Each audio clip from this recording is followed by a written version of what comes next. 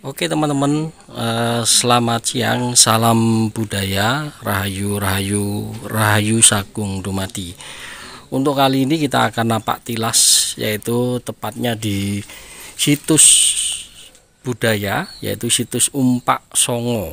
Umpak Songo ini satu peninggalan yang sangat bersejarah ketika era peninggalan Kerajaan Blambangan, teman-teman. Jadi situs Umpak Songo ini masih dilestarikan oleh warga dan dijaga kelestariannya karena mengandung makna filosofi yang sangat mendalam. Kita baca dulu. Situs Umpak Songo ini terletak di Desa Tembok Rejo, Kecamatan Muncar, Banyuwangi. Situs pada awalnya memiliki luasan kurang lebih 2 hektar. Jadi situs ini adalah dulu ditemukan di area yang luasnya 2 hektar. Berarti bisa kemungkinan bahwa Kerajaan Blambangan dulu itu disanggah oleh situs ini, teman-teman. Ini merupakan salah satu penanda penting terkait eksistensi Blambangan, ya kan, pada abad 14 Masehi.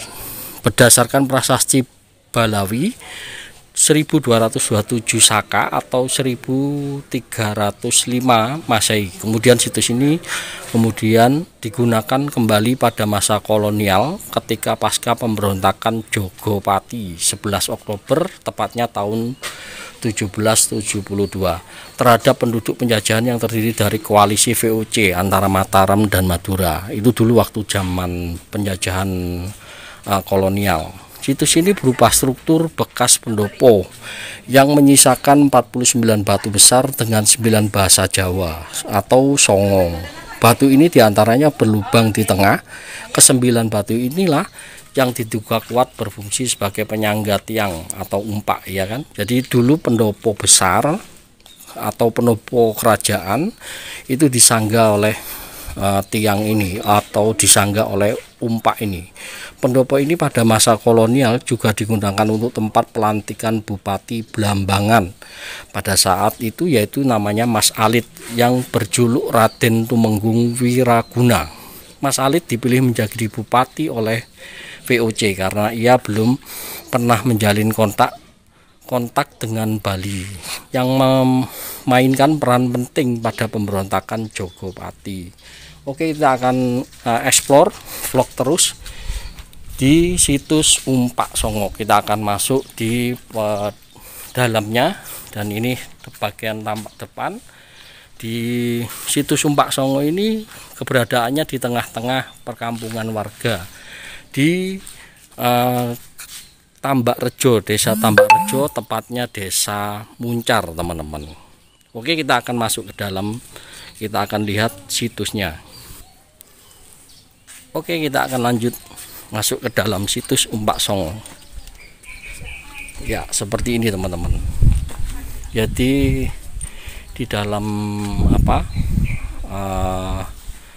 situs ini itu terdapat berbagai bebatuan yang kelihatannya adalah batu utuh, kemudian dipahat dan menjadi tiang dari pendopo di era Blambangan, Kerajaan Blambangan. Ini menandakan bahwa Kerajaan Blambangan dulu itu adalah kerajaan yang sangat luar biasa besar pada zamannya, teman-teman. Artinya kekuasaan kerajaan Blambangan ini sangat dikagumi oleh seluruh penjuru Nusantara, bahkan sebelum era Majapahit. Jadi sebelum Majapahit, Blambangan ini dikenal sebagai kerajaan yang sangat besar dan membawa keagungan di bumi Nusantara ini. Nah, ini lokasinya ada di tengah warga.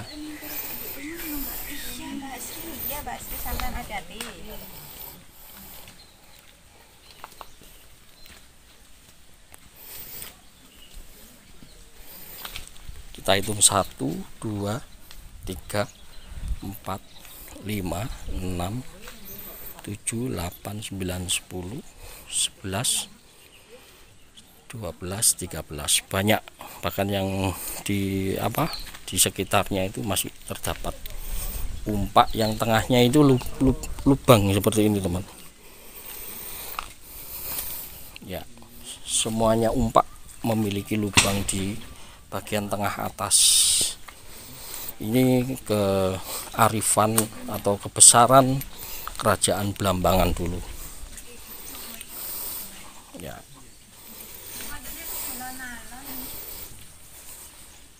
Situs umpak.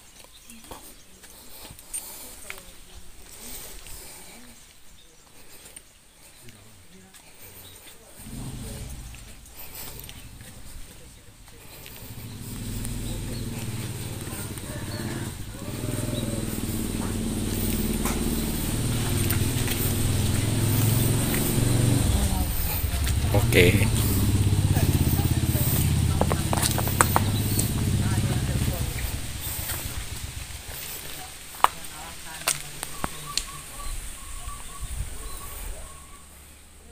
Mas, dulunya itu punya cerita apa, Mas, situs umpak ini? Dulunya ini kan tempat perkumpulan raja-raja. Raja Blambangan ya? Ya, seluruh raja antara Jawa Di Nusantara ya? Iya. Oh gitu. Oke. Jadi apakah tempat pendopo untuk berkumpul para raja itu tempatnya di sini, Mas? Ada di sini sama di Balai Kambang. Oh siap. Ya. Jadi ini situsnya ini memang ditemukan di sini ya? Iya. Situs umpaknya ini. Iya. Nggak di tempat lain terus dibawa sini nggak? Nggak mungkin. Oh gitu ya. Jadi kemungkinan bangunannya untuk ketemu di para raja itu di tempat ini ya, Mas ya? Iya. Oh, seluruh raja Nusantara. Kemungkinan gitu. Soalnya Jawa nggak Bali. ada artikel pasti kan. Oh siap. Karena eranya sangat tua gitu ya, Mas ya. Dulu musola itu juga umpak 5. Oh, di musola itu, Mas? Iya, dibuat musola. Jadi tiangnya musola itu ada bawahnya ada umpaknya, bukan? Oh, udah direnovasi dulu kayak gini. Iya. Dulu kayak gini ya, Mas ya. Termasuk di daerah musola itu ya. Iya. Nah, umpak 1, umpak 2, 3 itu gimana? Kurang tahu, kalau pokoknya yang ditemukan umpak 5 sama umpak 9 di sini. Umpak 5. Umpak 5 sama Batu-batu dari umpak 5-nya Ditampung sini. digabung di sini. Jadi ini yang disebut umpak itu. Ini sebenarnya apa, Mas? Ya, kalau penyangga itu kan bawahnya pasti ada kayak pondasi gitu. Tapi kalau tiang Pilarnya udah nggak ada. sudah nggak ada. Oh, jadi ini tuh kita sama Mbak Ida nih, ini Wangsakerta. Jadi tim Wangsakerta sedang menjelajahi situs Umpak Songo. Gitu, teman-teman. Dan ini adalah Institut Solidaritas Buruh. saya itu kalau bukan yang YouTube sana deh. Oh, siap. Siap. Bentar, saya mau tanya Mas Ari. Berarti ini kalau kira-kira kalau misalnya dibangun gitu tuh bentuknya berarti kayak candi gitu atau kayak apa? Kayak pendopo. Keraton gitu ya, Mas ya. Keraton era Blambangan. Banyak orang yang tiba-tiba di sini gitu. Pasti kalau udah bisa sampai diintiin gitu loh. Hah? Ini kebayang kayak keraton gitu. Oh, kayak pendopo. Oke. Ini umpaknya, teman-teman. Saya nggak diwawancara. Oke, selanjutnya kita akan lihat di sisi sisi goibnya atau spiritualnya ya, teman-teman. Kita akan saksikan terus channel Saluku Tunggal vlog dan sedang berada di Umpak Songo. Mari kita akan coba untuk kita lihat di sisi spiritualnya. Tentunya kita akan melakukan prosesi ritual di sini. Oke, luar biasa hebat era Belambangan.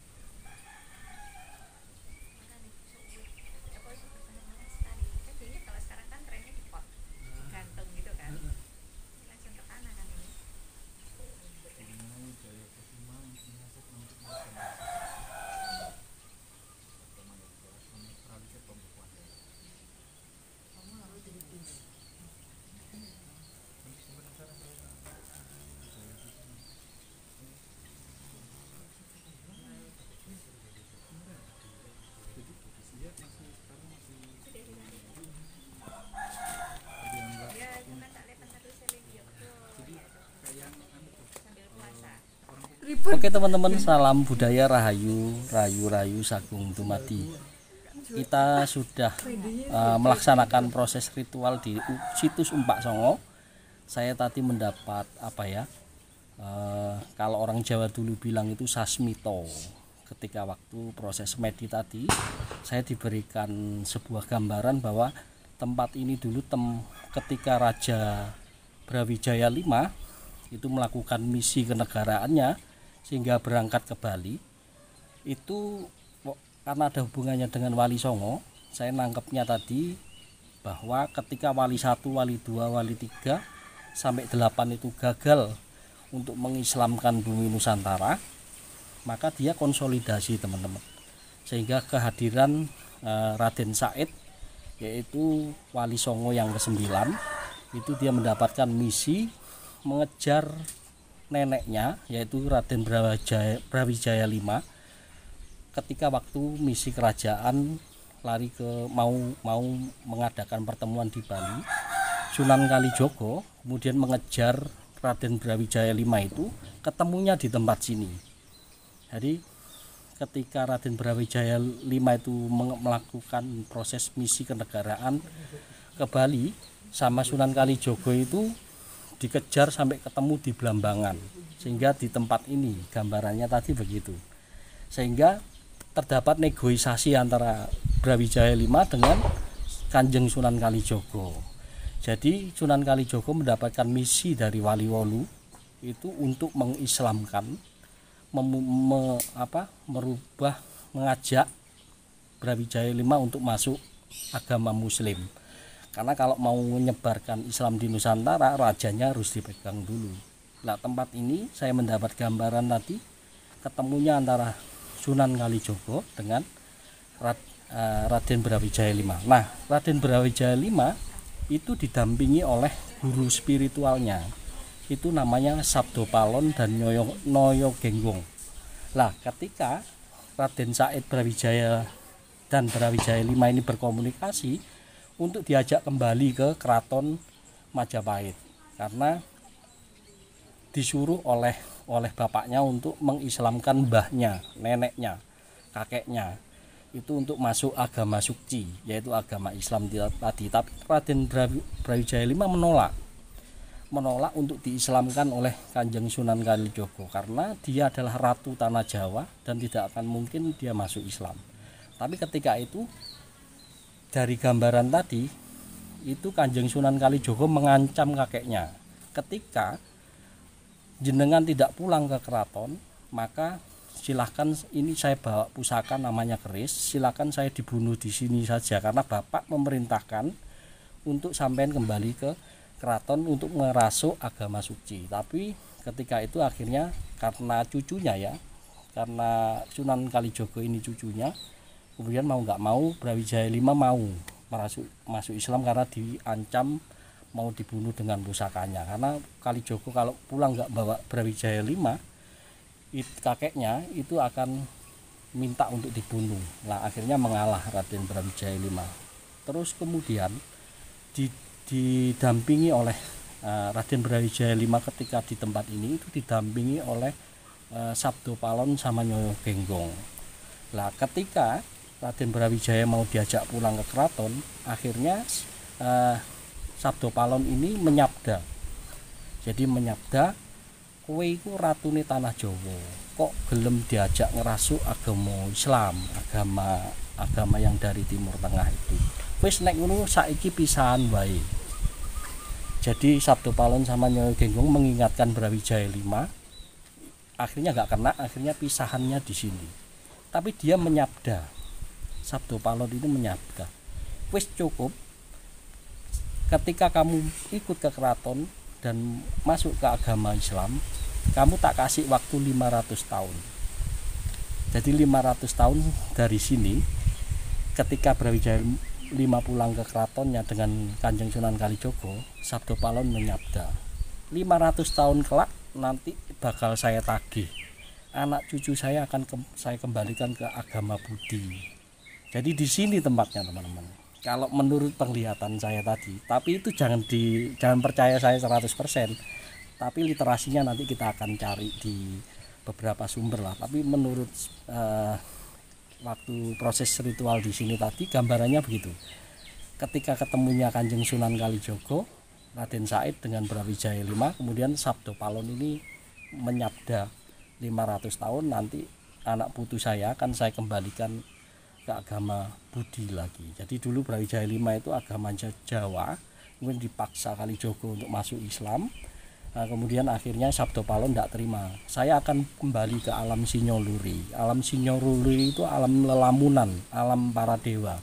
Tapi dia menyabda 500 tahun kemudian dia akan berjanji akan menyebar agama Budi. Nah, yang menarik teman-teman, 500 tahun ketika sabdanya Sabdo Palon itu jatuhnya di tahun 2020. Makanya ada wewaler, ada tanda ketika saya akan kembali ke tanah Jawa, Gunung Merapi akan meletus arahnya ke barat daya. Kemarin Gunung Merapi meletus ke arahnya barat daya, dan saya akan menyebar virus di seluruh Nusantara. Kemarin ada sampai sekarang ada masa pandemi. Apakah 500 tahun ketika Brawijaya dan Kanjeng Sunan Kalijogo ketemunya di sini, 500 tahun hari ini yang kita rasakan. Itu teman-teman yang bisa saya bagikan. Terima kasih. Jangan lupa subscribe, like, komen, dan sebarkan ke sosial media yang Anda miliki. Terima kasih. Salam budaya, rahayu, rayu, rayu, sakung, dumadi.